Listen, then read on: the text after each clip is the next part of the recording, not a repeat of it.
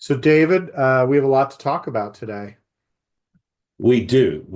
And I was actually thinking as we were getting ready for this, you often say to me, so we're in the dog days of summer in the middle of the regulatory space. Well, now we're in I don't know what we are. We're in the warfare of the great winter of the return of the Trump administration and what they want to do and how they're going to go about doing it. Yeah, I mean, maybe the way to think about this is we're, about a month in, we're after Puxatawny Phil saw his shadow, so we have 6 more weeks of winter. So we are in the middle of winter, if you will.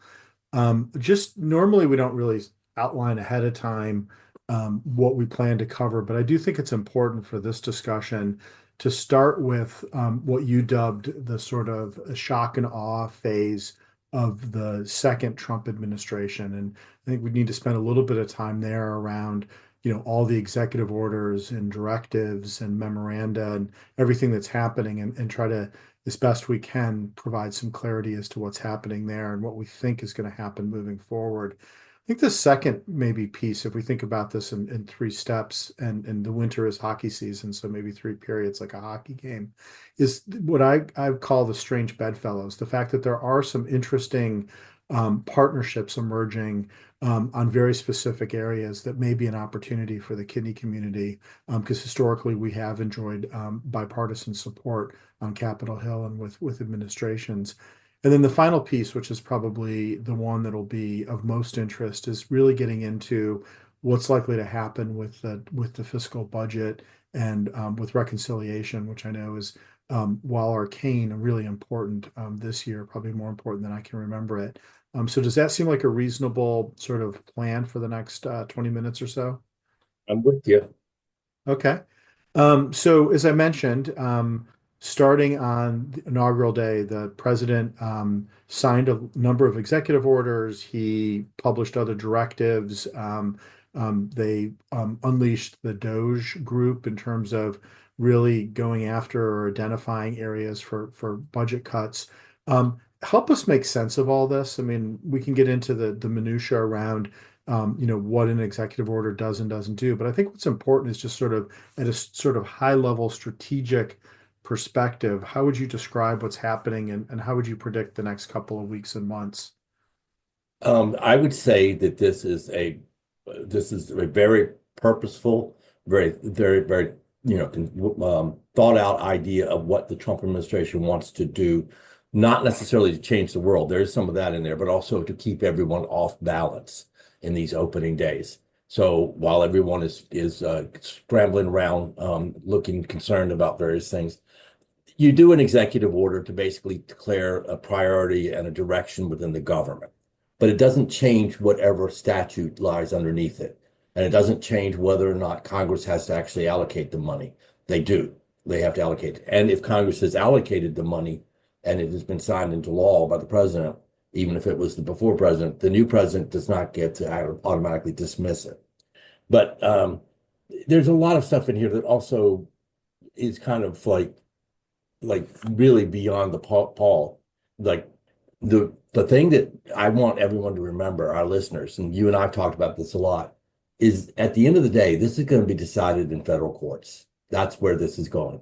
Because if the president is taking action that I don't think is fully supported in every particular case. Now, I'm not saying that it's in every case, but in every particular case, it's not supported by what's underlying statute. So, and they know that. They know that they're just trying to see how far they can go in this particular time to move things along in their direction and to keep people kind of off balance. And so we shall see how that goes. I mean, we've had one judge, on the federal circuit who has been absolutely under no circumstances are we going to try to relieve ourselves of the citizenship clause of the 14th Amendment.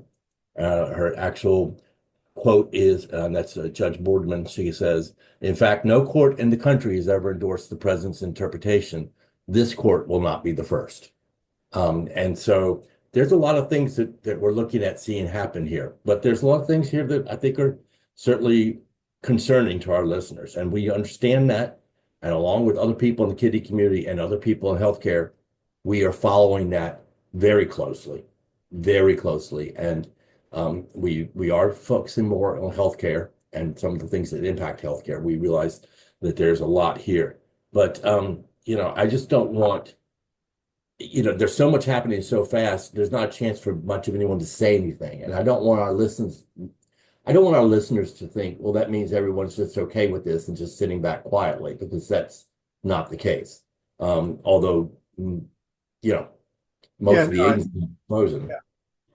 yeah, I think that's a really important point. And the way I would think about this is kind of in concentric circles. And, there's more than the last time I counted, there are more than 50 of these executive orders and directives and other memoranda that could affect people living with kidney diseases. And so we start there and we try to work in concert with other members of our community, and then there are activities that are broader in terms of the practice of medicine, and then we're working with other sort of members of the quote unquote house of medicine, and then there are things that are more kind of cross-cutting, which get into some of the immigration related issues, and some of the issues around diversity, equity, inclusion, which are more societal and broader.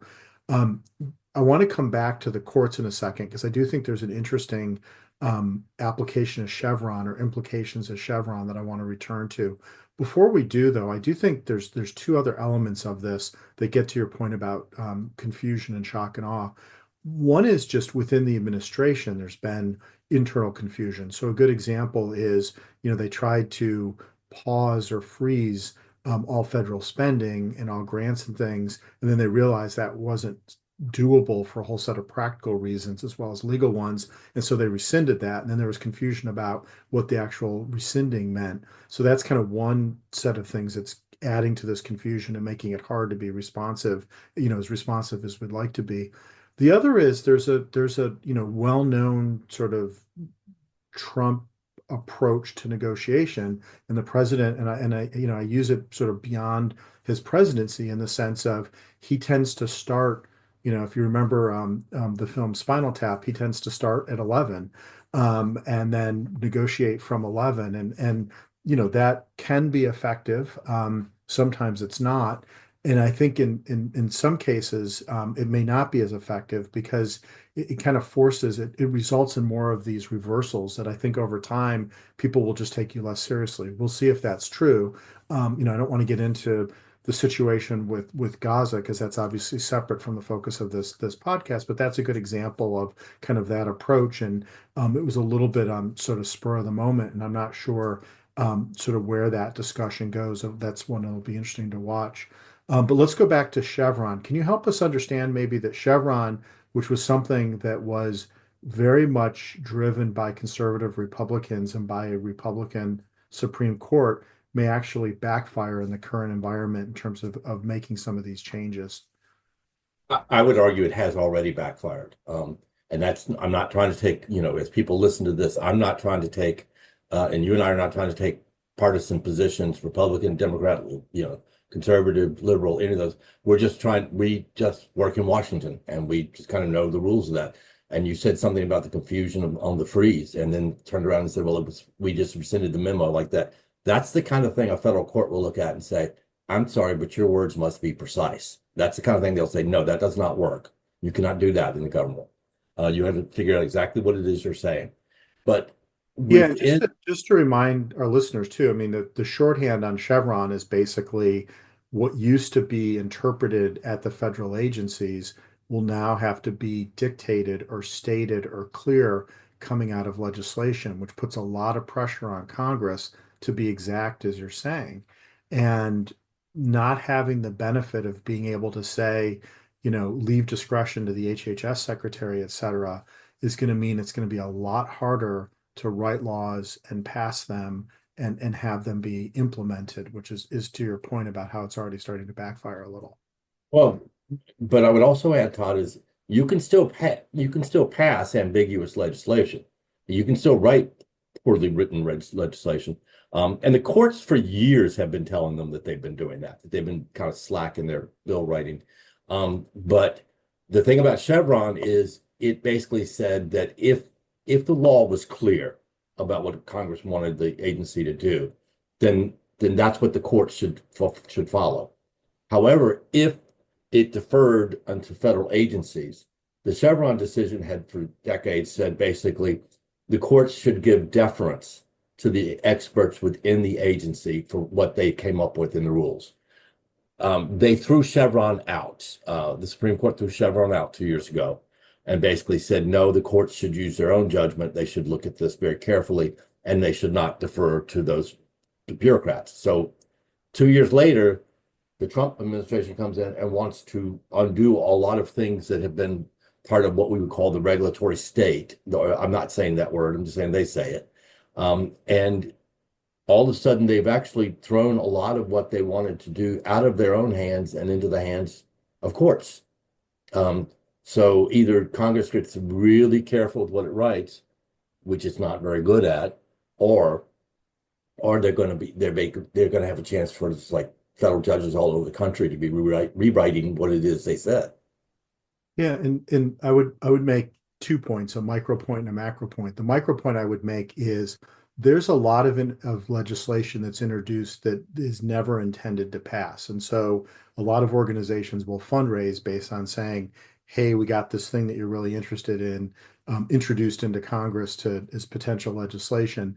They know it's never going to pass. The members who introduce it know it's never going to pass, but it puts a marker down in terms of a policy issue. And again, people can fundraise over it. That's sort of one issue. That's the micro issue in the sense that I think there's going to be a lot more of that because people know just not as much is going to happen. And so there's an opportunity to kind of at least feel like you're doing something. I think the second thing that's happening is you're going to see a really interesting dynamic because you and I could probably speculate on what percentage of the federal workforce is going to either take early retirement or retire or just step away to other opportunities. My guess is it's somewhere around 5 to 10%, which is, I think, the administration's goal. Even if it's less than that, what we're likely to lose are the people who are truly expert and the ones that the former sort of deference was targeting. So now you've got this really interesting dynamic around who actually has the knowledge in terms of some of these very challenging esoteric issues where you do need federal policy and you do need legislation and then rulemaking, et cetera, to address. I mean, that's really healthcare in a nutshell. And so I think the next couple of years are going to be fascinating as to how we navigate this and what this means to the physician community broadly and then other health professionals. I'm gonna change this over, but I'll say one thing. The physician community is going to have to stick its neck out and be willing to be much more specific about what it wants to see in regulations. And I shouldn't say the physician community. It's just there's always some sense of like, well, we don't have exactly enough evidence for that. We're going to have to figure out how to work around that some because we're going to really need to be very forthright with the regulators about what we actually want them to see. Because what may happen is the groups like ASN and other healthcare and medical societies are now going to become those experts that judges will look at and say, did they take the advice of those experts as opposed to just the ones in their bureau? Yeah, it's a really good point. I think it moves us to the sort of second period of our three period discussion, which is around the strange bedfellows. And I would argue that what's likely to happen, and it's already starting to happen, is you're almost forced to have interesting bipartisan approaches to potential problems, both in terms of making sure that you have everything that's as specific as possible and there's agreement, but also in terms of rallying support. So a good example outside of healthcare is that Senator Hawley from Missouri, who's a very conservative Republican, and Senator Sanders from Vermont, who's an independent but also very much more liberal, they are working together on trying to cap the interest rates around credit cards. Now, that's a very specific issue, but you can see where you're going to start having some of these combinations. And as we think about a legislative strategy for this year, for next year, and beyond, I think being very clear that we're trying to go in with bipartisan support. And so, again, I go back to when you see legislation that's introduced that has no sort of intention in passing, a lot of times those are not bipartisan. But if we're putting something forward, whatever that's going to be, to your point, we have to be very specific. But also, I think we need to bring together members of Congress who normally may not, you would not connect with each other, because I think that's going to increase the profile, but also make it more likely that it moves forward in a way that I think will get approval and will ultimately become law. And the other factor to that is not just this particular administration or anything, but the fact is there are just no vote margins in either body. I mean, Yeah. they're down to 2 to 3 votes, and that's it. And right now there's special elections coming up in the House. And you see the political advertisements from the Democrats because they keep saying, give Hakeem Jeffries 3 more seats in these special elections, and they'll take over the House. That is how close things are. And the Senate's got 2. So it's pretty, it does definitely force people into compromises and across the aisle work that they might not normally do. If you were sitting around with a 30 vote majority in the House and a 15 vote majority in the Senate, you wouldn't need to do that so much. Why don't we close with sort of what's likely to happen over the next couple of weeks related to the budget and to reconciliation? And if you can just remind us both where we are in the process and then what reconciliation is, maybe we could spend a minute or two just sort of thinking about what's likely to happen. Well, let's remind everybody that reconciliation is basically a process that can be used along with the passing of the budget. It can only be used under very specific conditions. And actually, the parliamentarians have a lot of sway over whether or not they fit the rules or not. And what's important about it is it moves everything into a space where they can be approved on 1 vote majority. So you don't have a filibuster in the Senate that can stop them. But at the same time, the parliamentarian can be very strict about what is allowed in terms of amendments to it and what can be allowed to be done in it. So while it sounds like a complete, free for all card, it has a lot of strings attached to it. But it has been used by both parties before. It's particularly popular with conservative Republicans to use to do tax cuts. So, and right now they want $2 trillion in spending cuts so that they can give those to tax cuts. And $2 trillion is a lot. And so the expectation is that's really going to hit some of the domestic spending, support people. Housing is definitely one on the list. And it will protect military and a couple other things and border patrol. But there's a big battle right now between the Senate is moving forward faster, and they're looking at probably doing 2 reconciliation bills. And Speaker Johnson in the House only wants to do one. I think he feels like he's going to have a hard time doing 2. And there's a real fight within the Republican caucus in the House about whether or not they're moving fast enough and whether they're going to reach those goals. Yeah, and just, you and I are traditionalists in the sense that any sort of uh, financially related, budget related activity should start in the House and go to the Senate. But it does sound like the Senate may take the lead for a whole set of reasons. I think the other point you made, which is well taken, is given the level of tax cuts and the need for a pay for in terms of then spending cuts, you can't get there on non-defense discretionary loan. So Yep. you have to look at entitlement programs. And so, there's been a lot of discussion around, the most vulnerable is probably is certainly the Medicaid program and what that's going to look like. So you're going to start to see, those battle lines line up.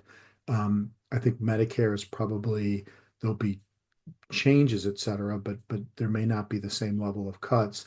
And then there's going to be a lot of cuts around on the appropriation side or on the discretionary side related to non-defense spending. I do think there's a possibility that there are some level of spending of defense cuts, more so than has historically happened, just because there does seem to be more of a pullback in terms of the sort of isolationist mantra. And so again, I don't know what that looks like if you're using the military at the border, et cetera, but I do think it's something to watch because it's hard. I mean, just to give a concrete number, there's been a lot of press recently about foreign aid. Well, that's almost, I don't even think that's 1% of the federal budget. So, you have to go across a lot of programs to get to the numbers that we're talking about here. Exactly. Exactly. And so as we start to wrap this up, I would say this one person to watch is former Senate Majority Leader Mitch McConnell. who stepped aside this year. Well, he was majority leader and then minority leader. He stepped aside at the end of 2024, and not from his position in the Senate, but from this position as majority leader.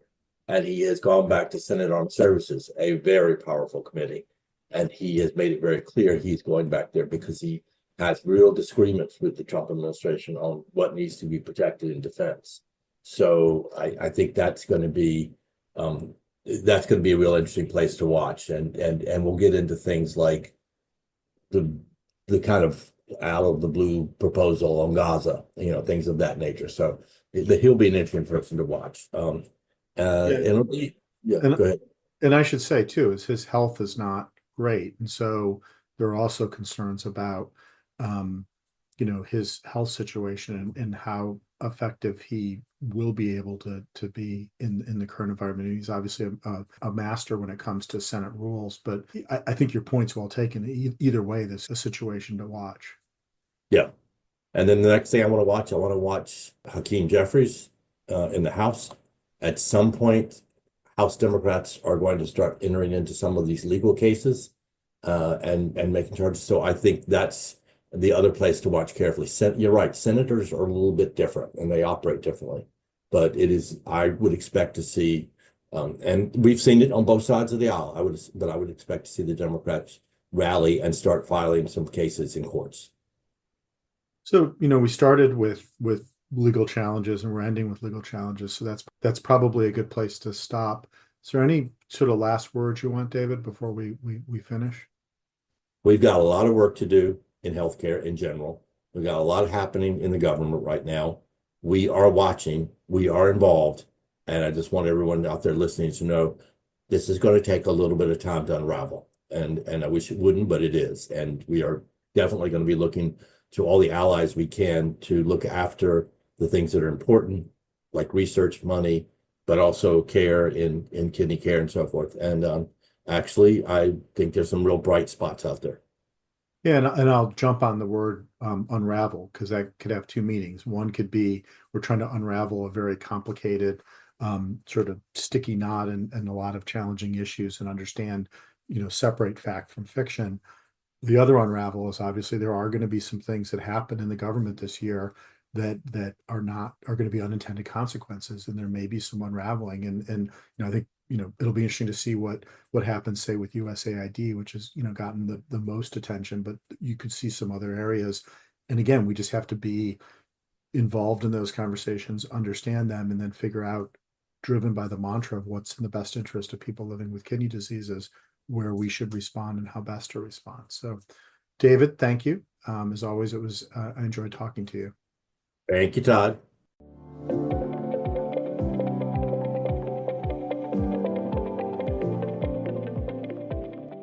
This podcast is copyrighted by the American Society of Nephrology. All rights reserved. All content in this podcast is for informational purposes only and is not intended to be medical advice. This podcast should not be used in a medical emergency or for the diagnosis or treatment of any medical condition. Please consult your doctor or other qualified healthcare professional if you have any questions about any medical condition or before taking any drug, changing your diet, or commencing or discontinuing any course of treatment. Thank you for listening to this podcast from the American Society of Nephrology.